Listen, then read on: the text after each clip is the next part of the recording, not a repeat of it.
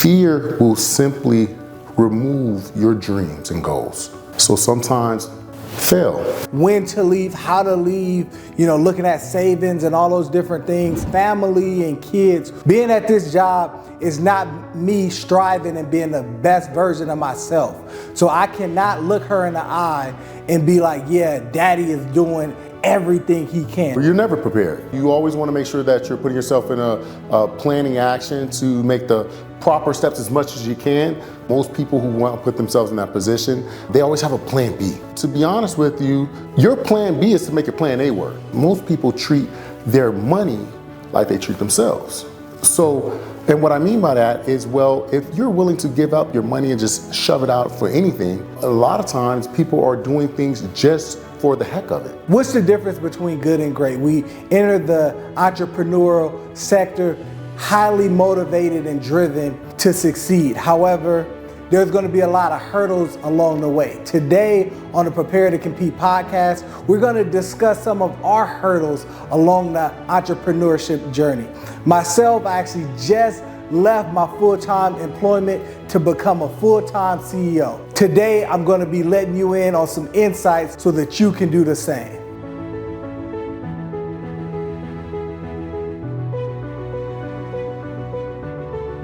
Hello and welcome to the Prepare to Compete podcast, where we talk all things VA benefits, real estate, entrepreneurship, and more. Kenneth Davis, how you feeling today, my brother? Oh man, I'm blessed, excited, and ready to talk about some deep diving stuff here.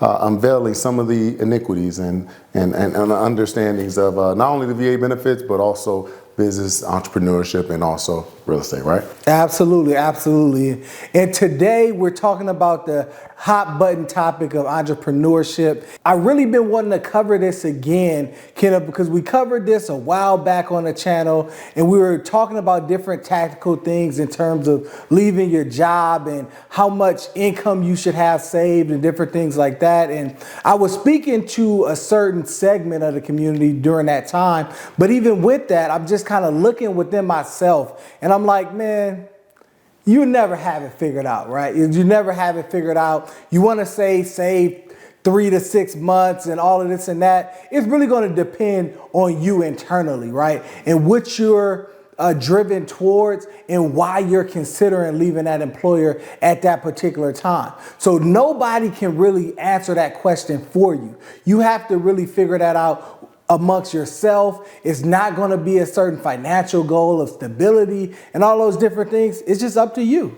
So yeah, I mean, I definitely understand what you're saying. Being able to try to develop and transition out, where you're never prepared. You always want to make sure that you're putting yourself in a planning action to make the proper steps as much as you can. But ultimately, I think it's within you, right? Most people who want to put themselves in that position, they always have a plan B, plan B, plan C, plan B, plan B. To be honest with you, you want to put yourselves in a position to, your plan B is to make your plan A work. So it's just very hard to be able to put that drive, fire, and motivation into some. And when we're talking about motivation is just a state of mind, feeling, but it's just the consistent habits, having those stoic habits on a regular basis to chip at something of your desire little by little every day. Every day, absolutely.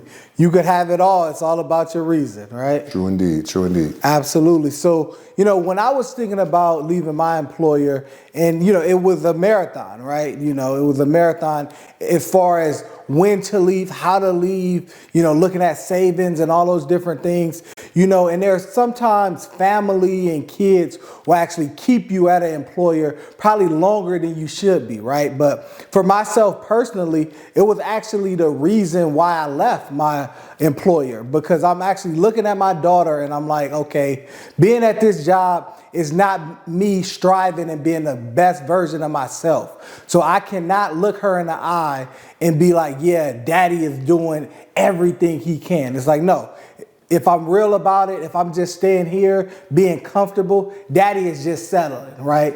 And I didn't want to do that. So, again, everybody's financial situation and circumstances are different. So I always want to preface it with that. But, my reason was just looking at it and saying, hey, I wanted to be able to put the best foot forward in my life to give my family the best set of opportunities. So I know, hey, I'm either going to get rich or die trying. No, true. I can't stress enough those reasons, right? Everyone has a different reasons, because you're going to come into a point in a moment where tough times are going to happen. And when those tough times do happen, what do you rely on?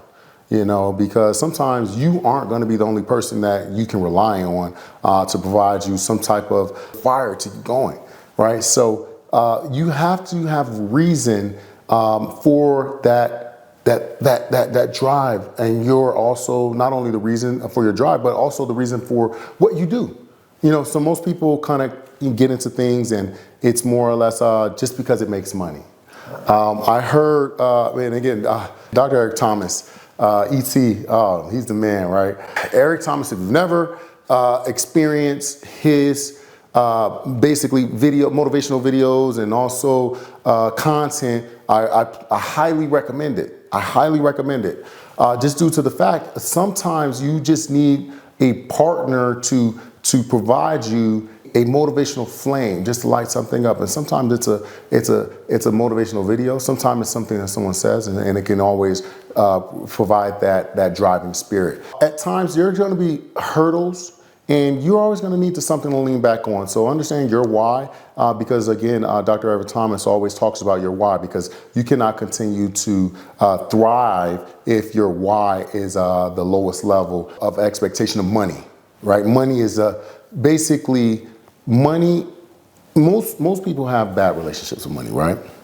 We can talk about it. This is one of the reasons why we're here, right? We want to talk about finances, but with having a bad relationship with money, typically, if your finances aren't correct, there are a lot of different things in yourself isn't correct, because most people treat their money like they treat themselves. So, and what I mean by that is, well, if you're willing to give up your money and just shove it out for anything, a lot of times people are doing things just for the heck of it. There must be reasons of things that you do, because I'm not gonna spend my money just on anything. I have a reason on what every dollar goes, a reason where this dollar goes. And now if I have discretionary income that I'm allowed to spend, then again, at that point, I'll be able to do so. But the reason of business is not gonna be money at the end of the day for myself. The reason of business is to serve. If you can serve the world, if you can serve your community, you can serve the world. And now if you can serve one, you can serve 100. If you can serve 100, you can serve 1,000. And now you can change 1,000 lives, any form of fashion, even if it's a product. So again, I always want to make sure that your why is the most important thing before you go into it. Absolutely. Just definitely having that why, right? Having that why is important. And, again, we always want to give you tactical steps in regards to things.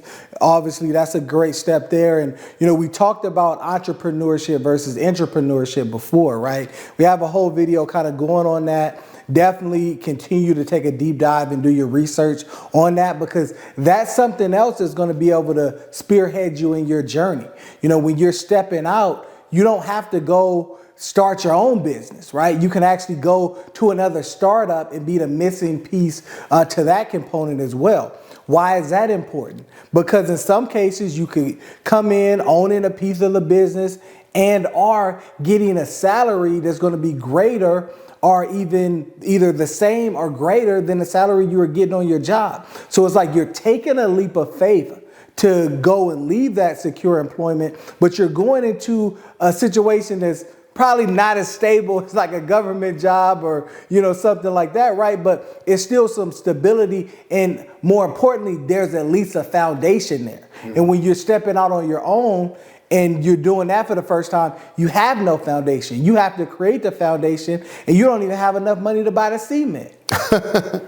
Well, beyond that, without any foundation, I think a lot of times when transitioning just in any position or anything, there's a lot of fear, right? So as we talk about fear, it's not only the fear in faith of what you have going on, of what you have in position to be successful, but it's the fear of oneself, right? Are you capable? Can you make it happen? That belief in oneself is so very valuable. That's why I kind of snarl at everyone wants everyone to be humble. And if you really look at the definition of being humble, it's being able to vision yourself at the lowest level. There's no way you can be successful in an industry or any type of business endeavor and think the lowest of yourself. I think a lot of times people have the definition of humbleness confused. I will never develop my children to be humble in that definition, But when we talk about stepping out on faith, fear is crippling, and fear is also not only crippling, fear will simply remove your dreams and goals. So sometimes failing, it's an opportunity to actually learn. If you never try, I can almost tell you, if you never try, it will never happen. It's cool to fail because you're one of the most knowledgeable in the room. They think success was built without failure. That's incredibly wrong. You're going to fail so many different times, and so many people feel as though that they have it right. I want to say simply, as you go through so much, I personally, there's no way I feel as though I have almost anything where I rely on so many people to give me information, because as I get older, I get to the point of understanding I don't know anything. When you're young, you think you know everything. But I'm going to tell you right now, there's so much to learn, there's so much to grow, and there's so much to actually obtain to give to others and serve. But it's just hard. It's a very hard. No one wants to be that person that fails. But I wear a failure with that badge of honor. But everyone doesn't have a thick enough skin to be pointed at or talked about and understand, like, hey, because it pierced that armor that we develop over time. And it hurts. But it's cool. It's okay. It's okay. The people that are piercing your skin, guess what? They haven't even tried. So you're the successful one. And sometimes I really hope that our entrepreneurs, our veteran entrepreneurs, take that time to say, hey, it's okay to fail.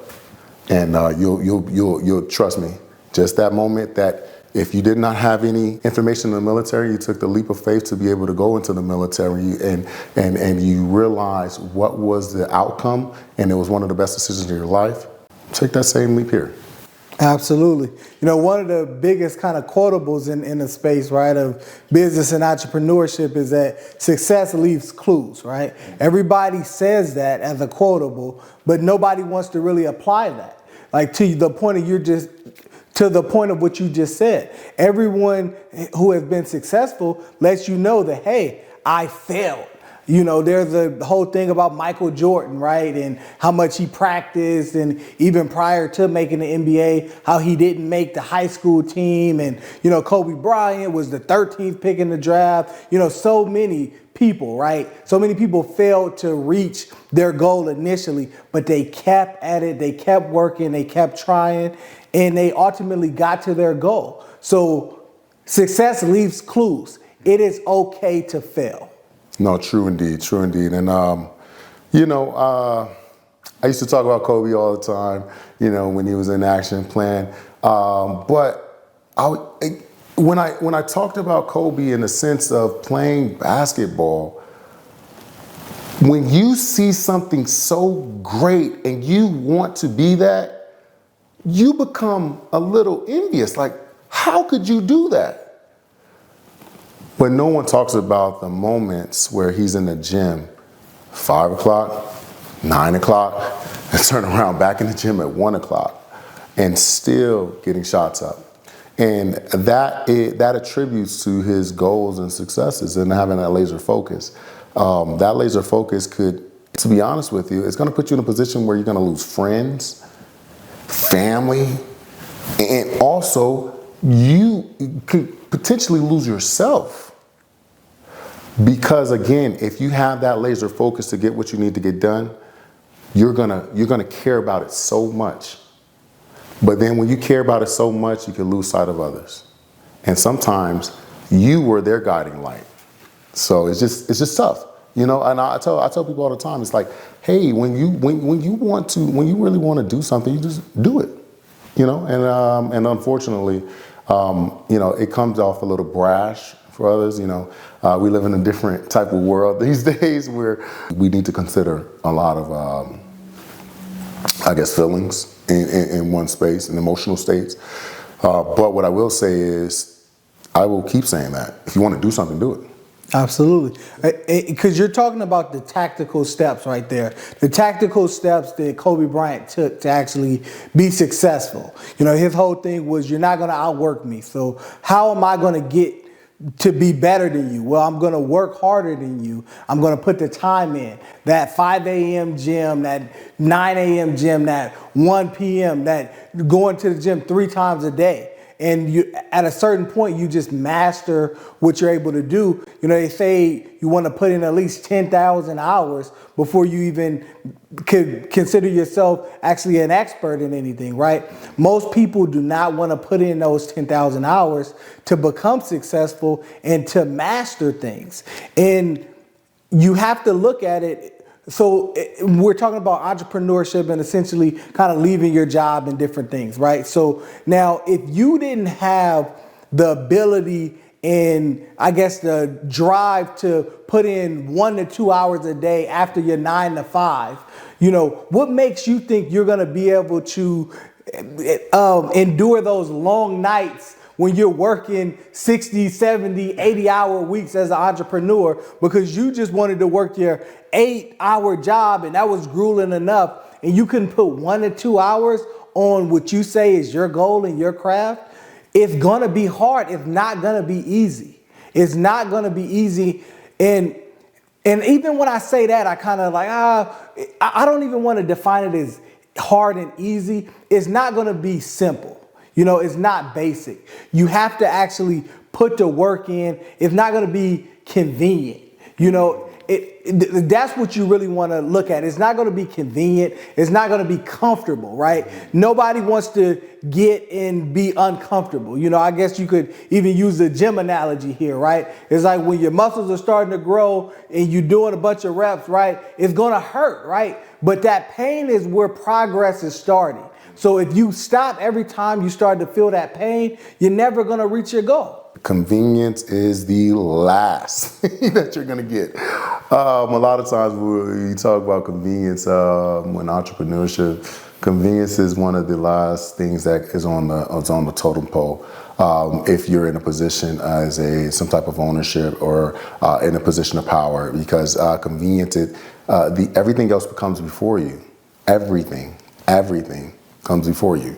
So if you have any type of again, you have to have some mental toughness at the end of the day, because your drive and your product or your business is going to sway back and forth at times, and you have to be that one of stability to be able to, make that bridge stable. And there's one great thing. You mentioned the portion of entrepreneurship, right? I think it's an excellent thing that people should really look up, because a lot of times we live in a society of take. The givers have to put a limit on takers because the takers have no limit, right? So when we're going through the process as an entrepreneur, being able to bring value to a business that needs value is one of the most incredible things that you can do for that owner, CEO, or struggling business. Because I'll tell you right now, it's hard. It's a hard process to do. But now, what is the value can you bring in other areas? And it's not just one area that you can bring that value to, it's multiple areas. So if you are wanting to do that or wanting to be that, because I'll tell you, that ground level of no foundation, no concrete, it's a grueling one. But most people, when they get to a portion of they're going, you get to a portion where it's like, I plateaued. And you plateaued not because you can't keep going, it's because you need more hands. More hands that you may not have. So when an entrepreneur comes into space and you see a person of value, sometimes you got to do what you need to do to get that person. Because I will tell you right now, there will reach a plateau point in any business.